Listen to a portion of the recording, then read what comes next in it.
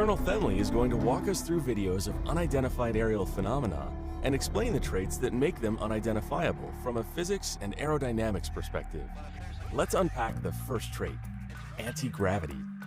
The acorn shape, pyramid shape, and the spherical shape, they seem to overcome gravity without any visible propulsion or any airfoils that provide lift, or what we would traditionally call a wing. This was filmed in 2015, and as you can see at the top, it's using the infrared sensor, and that is depicted by the IR at the top of the screen there. The pod has multiple sensors. It has both an electro-optical sensor and an infrared sensor to detect targets. What's noticeable is that there's no visible infrared exhaust plume coming from this object, and that indicates no source of propulsion as we know it. Here you see WHT, which stands for white hot. So the cooler heat signatures will appear as black, and the hottest targets are going to be displayed as white. These objects don't seem to generate exhaust, so it's difficult to understand how they're creating propulsion. This leads to the second unidentifiable trait.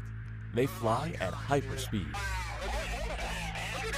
Showing at 180 knots right now, that is the actual closing velocity of that target to the host-owned ship, the F-18, that's carrying the pod. From the bottom there on the left-hand side, you see the F-18's airspeed, 258 nautical miles per hour, or Mach 0.62. And you can roughly tell, if you do some rough math, that that object is going approximately 500 miles per hour. Without any visible propulsion or any airfoils that provide lift.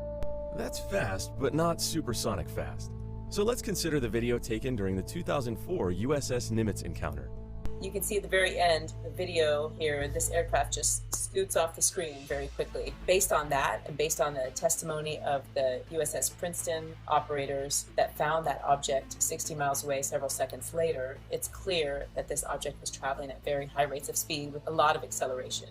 According to the calculations of the USS Princeton radar team, the so-called Tic-Tac UAP would have reached a maximum speed of about 46,000 miles per hour during a descent, or 60 times the speed of sound.